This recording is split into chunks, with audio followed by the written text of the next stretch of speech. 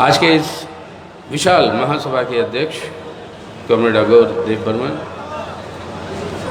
हमारे पॉलिट ब्यूरो के सदस्य भूतपूर्व मुख्यमंत्री कॉमरेड माणिक सरकार, हमारे राज्य के सचिव कॉमरेड जितेंद्र चौधरी, मंच पे बैठे हुए केंद्र कमेटी के सदस्य और राज्य नेतृत्व मार्क्सवादी कम्युनिस्ट पार्टी के, और भाइयों बहनों और बुजुर्गों, सबसे पहले मैं आप सबको हमारी क्रांतिकारी लाल सलाम देना चाहता हूं कि किस तरीके से जितनी कोशिशें की ये बीजेपी की सरकार आपको यहाँ तक नहीं आने के लिए, उसके बावजूद हज़ारों तादाद में आप लोग सब यहाँ पे आए। यही है समाधान इस बीजेपी को कि आने वाले निर्वाचन में भी यही होगा व्यवस्था। इस सरकार को हम हटाएंगे, फिर वापस जनता की राज त्रिपुरा के अंदर ले आएंगे। इसका संदेश जो है यहाँ से पहले दे रहे हैं।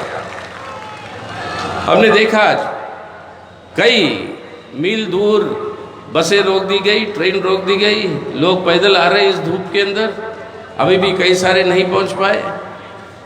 ये याद दिलाता है कि हमारे आज़ादी के संघर्ष में जब एक भैरी सरकार को सुनाने के लिए शहीद भगत सिंह ने एक बम फेंका था दिल्ली के असेंबली में, तभी उन्होंने कहा था कि हमारी राजनीति हिंसा की नहीं है, हमारी राजनीति है इस बहरे सरकार को सुनाने की।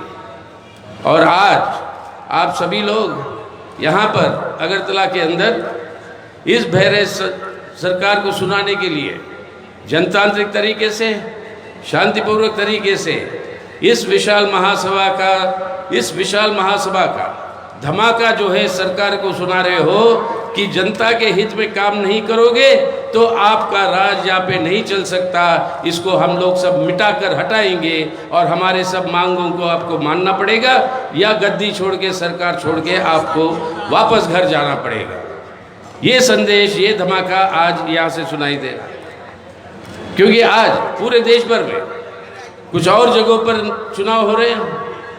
हिमाचल प्रदेश में हो रहा है, गुजरात के अंदर हो रहा है, और इन सब जगह पर हमारे प्रधानमंत्री जी जाते हैं और वहाँ पर आश्वासन देते हैं। पुराने प्रोजेक्ट 5 साल पहले जिसका उद्घाटन उन्होंने खुद किया, उसका फिर से उद्घाटन करते हैं और ये कहते हैं कि बीजेपी को चुनो तो आपकी भलाई होगी, आपका विकास होगा।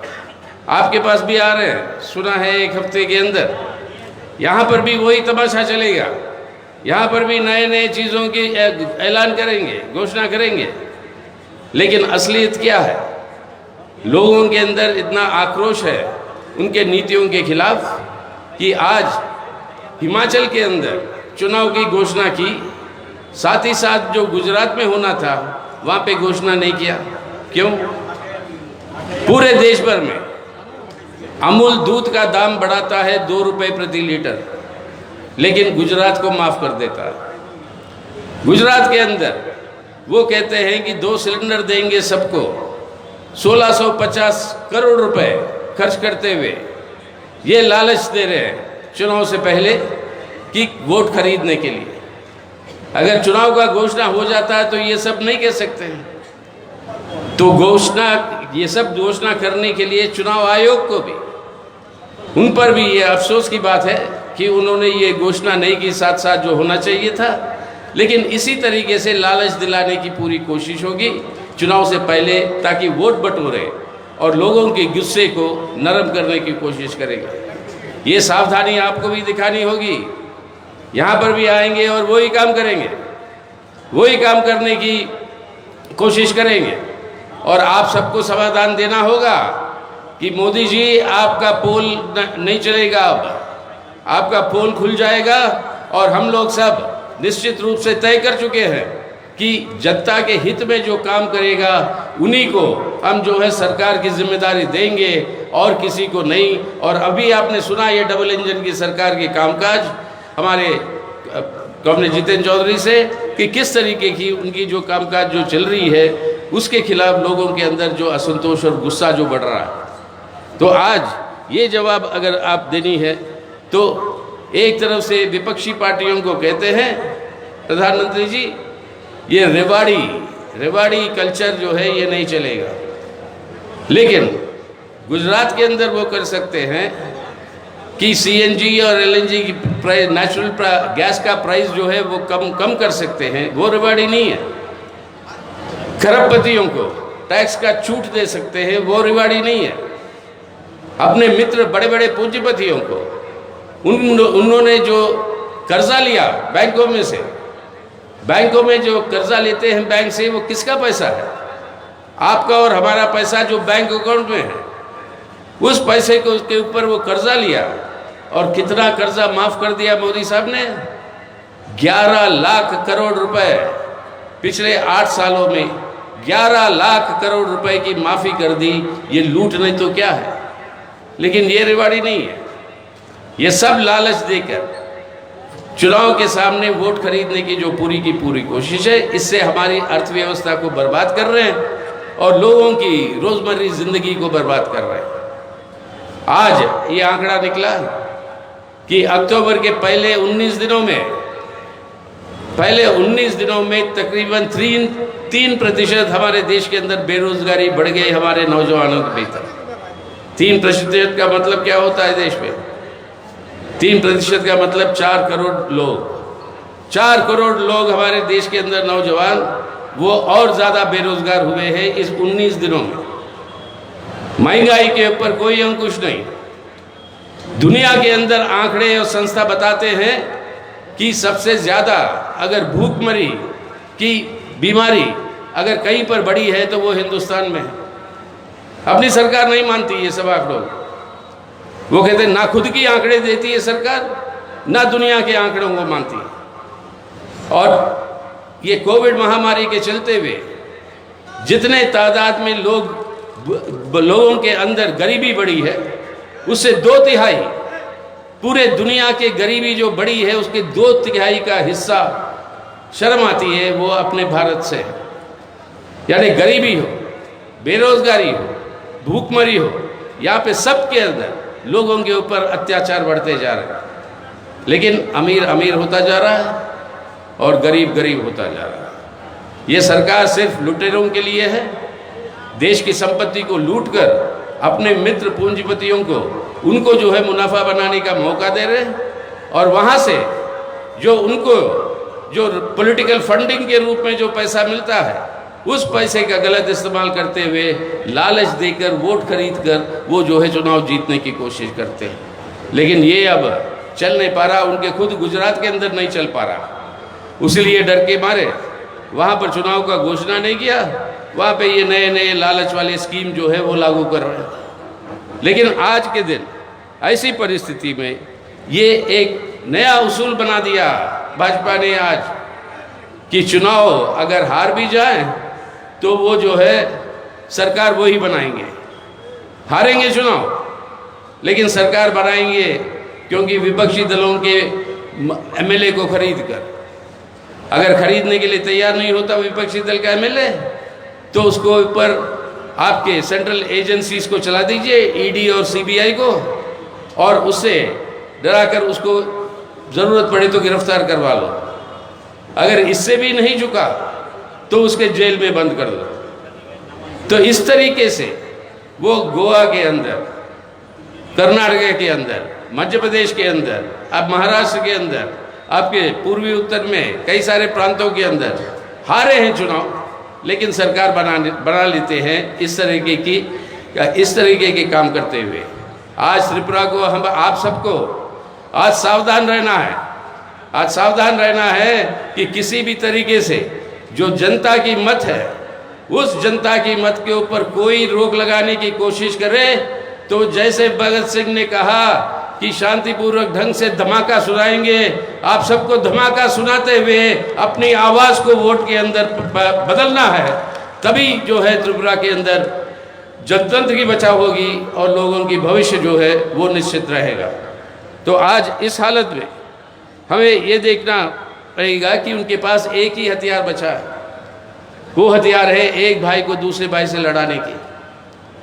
एक भाई को दूसरे भाई से लड़ाने की, बहुत सारे प्रदेश में हिंदू मुसलमानों के बीच में तनाव पैदा करके एक भाई को दूसरे भाई से लड़ाते हुए वो जो है अपनी सांप्रदायिक ध्रुवीकरण को, यानी एक नफरत के आधार पर, हिंसा के आधार पर लोगों के अंदर बंटवारा करते हुए लोगों को लामबंद करना चाहते हैं अपनी राजनीतिक स्वार्थ के लिए।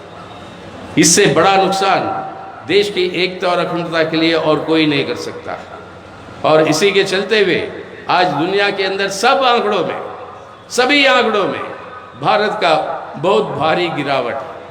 और ये गिरावट के सामना करने की जगह आज जो है ये सरकार गलत प्रचार और पैसे का इस्तेमाल करते हुए, धमकी का इस्तेमाल करते हुए और अपने संस्थाओं का इस्तेमाल करते हुए, ईडी या सीबीआई, वो दूसरे लोगों की आवाज़ को बंद करवाना चाहती है। और कोई भी उनके खिलाफ आवाज़ उठाएगा, उनको जो है देशद्रोही के नाम पर उनके ऊपर आरोप लगा के जेल में धकेल देते हैं। अभी क्या हुआ गुजरात के अंदर, बिल्किस बानो का जो खुलेआम गैंगरेप होकर खुलेआम कत्ल किया, उन सभी लोगों को आज सफाई हो गई सुप्रीम कोर्ट के सामने, सबसे ऊंचाई हमारी कोर्ट कचहरी के सामने, कि केंद्र सरकार ने उनको रिहा करने के लिए आदेश की मंजूरी दी है। यानी एक तरह से बेटी बचाओ बेटी पढ़ाओ, दूसरी ओर से बलात्कार करके हत्या करने वालों को रिहाई दो। और ये भी अजीब बात है, इसके बारे में सुनवाई आज सुप्रीम कोर्ट ने, ठीक है उनकी वो निर्णय है, हम उसकी इज्जत करते हैं, लेकिन वो सुप्रीम कोर्ट ने वो डेट वो निर्धारित किया गुजरात के चुनाव के बाद, ताकि इसका असर गुजरात के चुनाव पे ना पड़े। अब इस तरीके की बातें जो हो रही है, या अब आपके बॉम्बे के हाई कोर्ट ने रिहा कर देती है एक यूएपीए के अंदर एक अपाहिज, बेचारा डिसेबल्ड, 90% डिसेबल्ड जो व्हील चेयर पर रहता है, एक प्रोफेसर, उसको छूट देती है। लेकिन उसको सुप्रीम कोर्ट ने छुट्टी के दिन मिलकर उनको जो है कहती है कि इसको वापस लेके उसको जेल में ही रखा। इसी तरीके से कई सारे पत्रकार, बेचारे ये भी मुलाजिम है, नौकरी करते हैं, उनके मालिक जो भी कहे मतलब उसको उनको करना पड़ता है, लेकिन कई सारे जो सच्चाई बोलते हैं पत्रकार, वो सब आज जेल के अंदर बंद पड़े हैं क्योंकि वो सच बोल रहे हैं। तो विपक्ष के ऊपर ये हमला के लिए पूरे संस्थाओं का दुरुपयोग हो रहा है, पार्लियामेंट से लेकर आपके कोर्ट कचहरी से आपके यहाँ तक ये 5वें इलेक्शन कमीशन, इन सब के ऊपर दबाव है कि शासक पार्टी के साथ जो है उनके साथ देने के लिए ये सब दबाव चल रहा है। इससे हमारी जनतांत्रिक व्यवस्था को ही जो है आज नष्ट किया जा रहा है। यानी एक तरह से देखें, भारत का संविधान जो है, जिसके 4 मुख्य स्तंभ है, और वो 4 मुख्य स्तंभ है धर्मनिरपेक्ष जनतंत्र, दूसरा है आर्थिक संप्रभुता, यानी देश की संपत्ति आपकी और हमारी है, मालिक लोग हैं। आज मोदी सरकार हो या कोई भी सरकार है, ये सरकार जो है सिर्फ मैनेजर है, मैनेजर को कोई अधिकार नहीं होता बिना जो मालिक है उसकी इजाज़त लिए हुए उस संपत्ति को बेचने का। मोदी सरकार वही काम कर रहा है, बिना हमारी इजाज़त लिए, आपकी हमारी और लोगों की, वो हमारी संपत्ति को बेच रहा है पब्लिक सेक्टर को, और ये लूट मची हुई है। ऐसे परिस्थिति में मालिक को क्या करना चाहिए?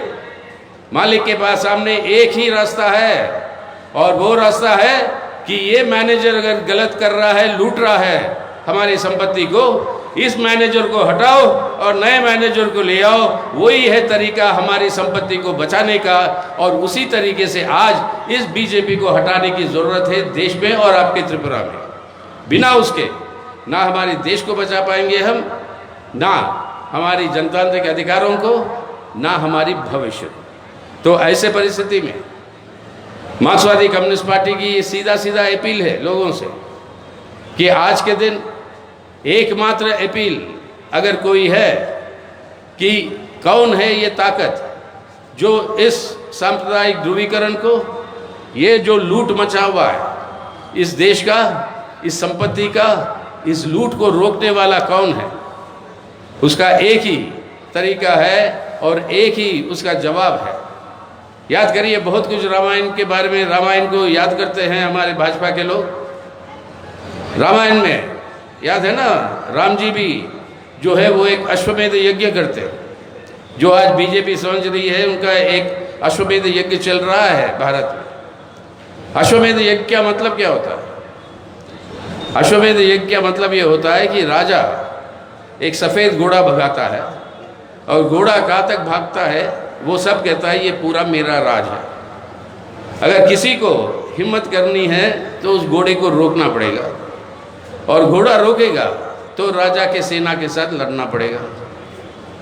कोई हिम्मत नहीं करता तो घोड़ा भागते रहती है। मोदी साहब और भाजपा आज यही